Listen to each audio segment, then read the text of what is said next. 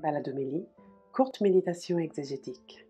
Bonjour, bienvenue pour ce quart d'heure d'exégèse de méditation exégétique. Je suis le Père Éric Morin du service biblique Évangile et Vie et je vous propose de méditer ensemble les textes du 7e dimanche de Pâques avec, comme d'habitude, pour le temps pascal, un extrait du livre des Actes des Apôtres, mais nous retournons un peu en arrière par rapport à dimanche dernier, puisque nous sommes au chapitre 7e avec le récit de l'assassinat d'Étienne, son martyr. C'est le premier disciple, tel que Luc nous le raconte, c'est le premier disciple à donner sa vie pour le Christ. Ou plutôt, comme le Christ. C'est surtout ça que Luc veut souligner. Deux phrases extrêmement évocatrices en sont le signe. Étienne remet l'esprit. Seigneur Jésus reçoit mon esprit, de même que Jésus remet son esprit entre les mains du Père, Étienne remet son esprit entre les mains de Jésus. Cette expression remettre l'esprit, qui a un arrière-fond biblique, un extrait du psaume 30-31, verset 6, c'est l'expression de la confiance de celui qui sait sa vie à bout de course et qui sait qu'en même temps que Dieu va savoir prolonger son œuvre. Donc ça, c'est une première phrase qui associe la mort d'Étienne à celle de Jésus, qui fait qu'Étienne meurt comme Jésus.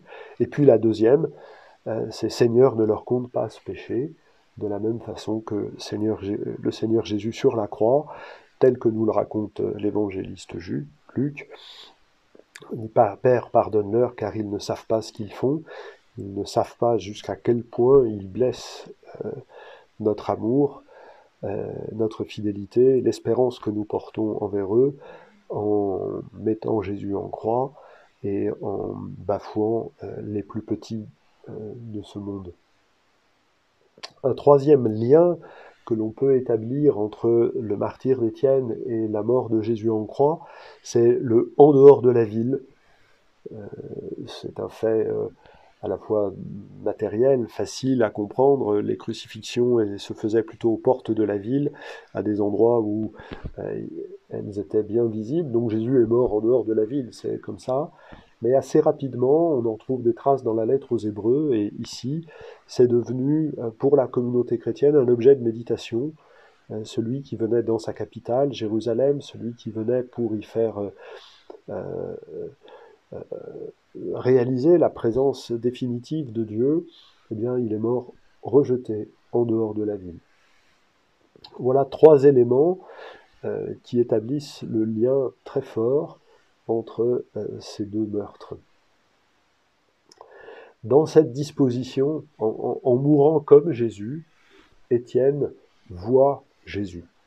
En mourant comme Jésus, Étienne voit le Fils de l'homme debout à la gloire de Dieu. C'est-à-dire que celui qui inaugure le règne permet à Étienne de participer à ce règne. C'est la promesse très forte qui est annoncée ici. Et puis, le texte se termine par cette phrase extraordinaire. Après cette parole, il s'endormit dans la mort. Quand on sait la violence que peut représenter une lapidation, la douceur de l'expression ne manque pas de saisir par un effet de contraste. Effectivement, la mort violente que nous connaissons, quand nous mourons comme Jésus, peut devenir un sommeil. La mort peut n'être qu'un sommeil, fermer les yeux en sachant que nous serons réveillés pour la vie éternelle, mais la mort ne peut être qu'un sommeil quand elle accepte d'être don. Étienne accepte que sa mort soit don qui va permettre de témoigner, c'est ça le sens du mot martyr, de témoigner de la vie que Dieu donne à tous. Voilà, fort beau témoignage que Luc nous rapporte au début des Actes des Apôtres pour affiner progressivement son portrait de la première communauté chrétienne.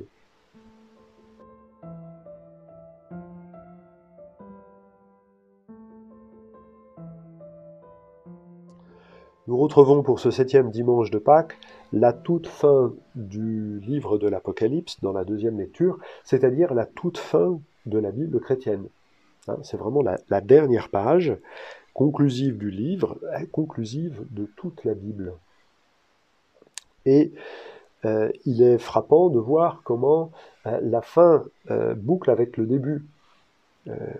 La fin est une bénédiction. Heureux ceux qui lavent leurs vêtements. On a expliqué cela plusieurs fois. Ils auront droit d'accès à l'arbre de vie. L'arbre de vie planté au milieu du jardin, que la désobéissance des hommes a fait séparer de la connaissance du bien et du mal, parce que du coup la connaissance que nous avons, la connaissance de Dieu que nous avons est disjointe de la vie. C'est ça le drame inauguré et raconté dans le livre de la Genèse, comment connaissance du bien et du mal et connaissance de la vie se sont disjoints.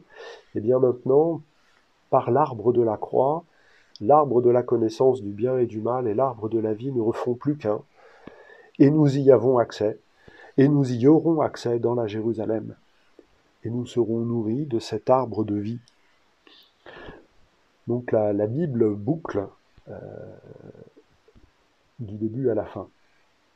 Autre élément absolument saisissant, c'est que la Bible se termine sur un dialogue. L'esprit et l'épouse disent viens. Celui qui entend, qu'il dise viens. Celui qui a soif, qu'il vienne. Voilà. La Bible conduit le lecteur à pouvoir entrer dans ce dialogue avec Dieu, à ce désir de la rencontre. Viens Seigneur Jésus. La Bible travaille le lecteur croyant pour qu'il puisse entrer du désir de l'esprit, qui est décrit comme désir de l'épouse envers l'époux, désir amoureux, désir qui dit « Ah, enfin, te voilà. Ah, viens ». Désir qui creuse une soif, parce que le désir s'inscrit dans le manque, mais qui paradoxalement désaltère, parce que, pour jouer sur les mots, nous rend à nous-mêmes. Nous sommes altérés ô combien depuis que nous sommes sortis du jardin de la Genèse, et par l'œuvre de l'Esprit, nous sommes désaltérés, nous sommes rendus à nous-mêmes, et nous pouvons désirer pleinement, être habités pleinement par ce désir de voir le Seigneur Jésus. Amen. Viens Seigneur Jésus. C'est comme ça que se termine la Bible, par la demande pressante, incessante de la présence de Jésus. Nous sommes plutôt habitués dans notre tradition catholique à confesser la présence de Jésus agissant dans l'Église, dans les sacrements, pas singulièrement dans l'adoration eucharistique, dans la présence eucharistique que nous adorons. Mais il y a aussi une expérience du manque de la présence de Jésus. Il doit nous manquer aussi, et nous devons désirer sa présence, la demander. Pour nous y aider, peut-être nous pouvons rentrer dans la prière même de Jésus qui nous est rapportée par l'évangéliste Jean au chapitre 17 de son évangile. Et chaque année, dans ce dimanche entre Ascension et Pentecôte, nous avons à méditer un extrait de cette prière de Jésus. Et ce dimanche de l'année dite C, nous en avons la fin, la dernière partie, dans laquelle Jésus dit ne pas prier simplement pour ceux qui croient en lui, pour le cercle des disciples historiques qui sont les témoins de cette prière, mais prier pour ceux qui croient grâce à leur parole, c'est-à-dire prier pour vous et moi, prier pour nous. Souvent, cette prière est appelée la prière sacerdotale, comme la prière que le Christ adresse au Père à chacune de nos Eucharisties. Nous commençons la célébration eucharistique en disant, en invoquant le Seigneur Jésus, assis à la droite du Père et qu'il intercède pour nous. Eh bien, l'évangéliste Jean nous donne le contenu de cette éternelle intercession que le Christ adresse pour le Père, pour toutes celles et ceux qui s'approchent de lui dans la célébration eucharistique. Et que demande-t-il pour le Père ? Que tous soient un. La prière sacerdotale est une prière pour l'unité des croyants. Bien évidemment, ça doit nous faire réfléchir sur les divisions qui sont au sein de l'Église entre les grandes confessions chrétiennes, sur les divisions plus mesquines qu'il peut y avoir dans nos différentes communautés, telles que nous les vivons jour après jour, semaine après semaine. Mais c'est pas tant de ça que Jésus nous parle. Il nous invite à rentrer plus loin dans l'unité, et le modèle de cette unité, c'est l'unité du Père et du Fils. Que tout soit un comme toi, Père, tu es en moi, et moi en toi. Qu'est-ce que c'est que cette unité du Père et du Fils à laquelle nous sommes invités? Ils sont l'un en l'autre. Le texte est assez direct. Spontanément, j'aurais envie de rajouter le verbe vivre. L'un vit en l'autre et l'autre vit en l'un. Mais le texte est plus lapidaire. Mais comment essayer de rendre compte de cet être réciproque, de cette vie réciproque de l'un en l'autre? Peut-être d'ailleurs ce sont les amoureux qui en savent le plus. Qu'est-ce que c'est que avoir la vie d'une personne que l'on aime qui vient peut-être envahir parfois, qui vient en tout cas inspirer, faire respirer chacune des gestes et des pensées.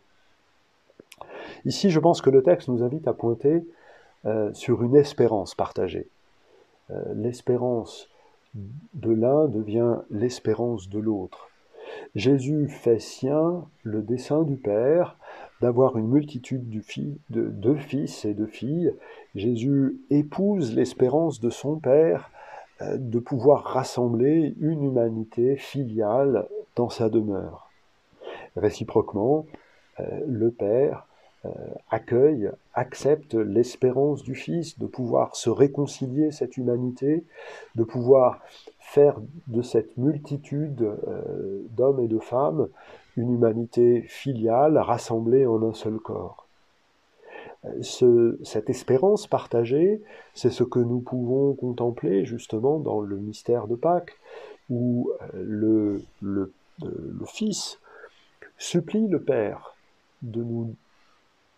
que nous lui soyons donnés comme des frères et des sœurs, et le Père accueille le sacrifice du Fils en faisant justement de nous ses frères et sœurs, en faisant de nous les fils et les filles. C'est l'espérance qui fait l'unité. L'espérance, c'est une gloire partagée, comme on a pu le méditer dans un des dimanches précédents. L'espérance fait l'unité, l'espérance partagée fait l'unité, mais c'est aussi une connaissance qui est présentée. Je leur ai fait connaître ton nom et je leur ai fait connaître. Et la connaissance, c'est encore une fois une intimité partagée, une présence partagée, une révélation progressive qui permet de pouvoir dire que nous sommes aimés d'un amour qui nous dépasse et qui nous attend, et que l'unité que nous allons réaliser, c'est en aimant de l'amour du Père et du Fils.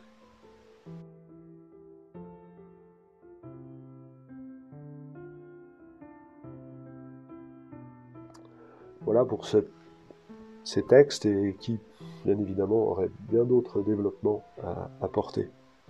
Je vous remercie de votre attention et je vous souhaite un bon dimanche, de belles fêtes, et je vous dis à la semaine prochaine si vous le souhaitez.